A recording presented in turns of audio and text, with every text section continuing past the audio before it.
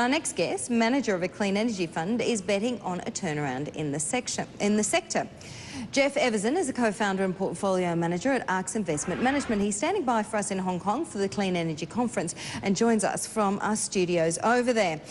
Jeff, good to have you with us once again. Now, clearly, you know, when you look at that, you can see those two, I guess, intertwining almost lines going across the chart. It's quite interesting to see how much these alternative energy does actually match up what's going on with the crude price.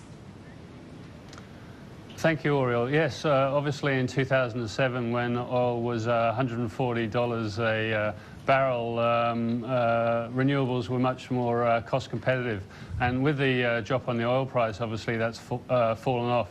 I mean, the good thing is, though, that over the last 2 years, the price of solar and wind actually has fallen dramatically, and you're finding internationally that they're now almost cost competitive again with the price of fossil fuels. Let me put something to you, Jeff.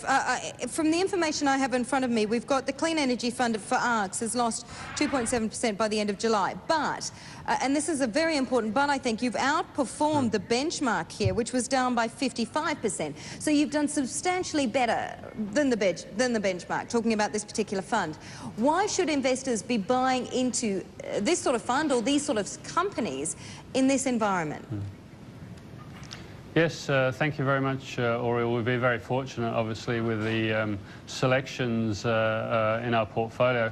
I think we've done particularly well because a lot of our fund is actually invested in China, and China has been the leader in this area, and there's excellent government policy and long-term certainty as opposed to Australia in this area. I think people should be investing this way because I think the transformation to a low-carbon economy, which is being driven by growth in energy consumption, fears of energy security, and legislation because of climate change, I think affects the whole economy and is driving many companies this way and driving the whole economy towards a low-carbon economy.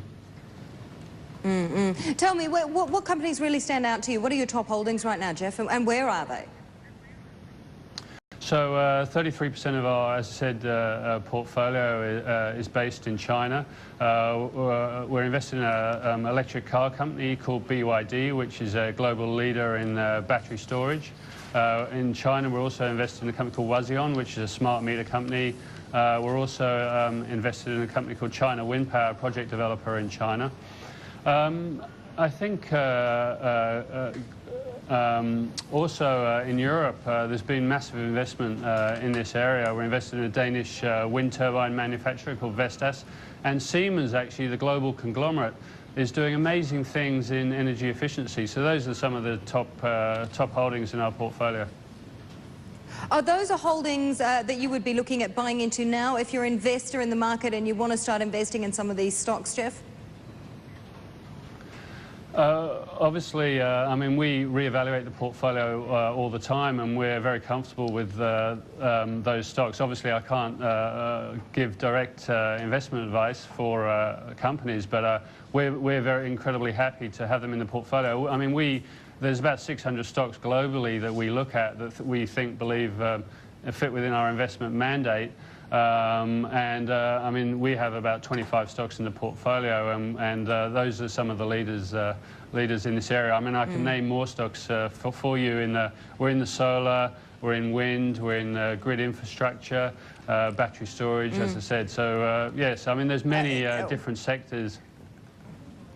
Well, we will certainly be chatting to you again, Jeff, for more ideas. Thank you so much for joining us today. Have a safe trip home.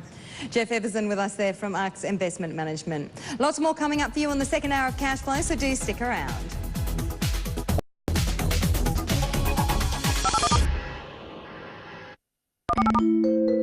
Hi Phil, the good news. Bahrain allows 100% foreign ownership.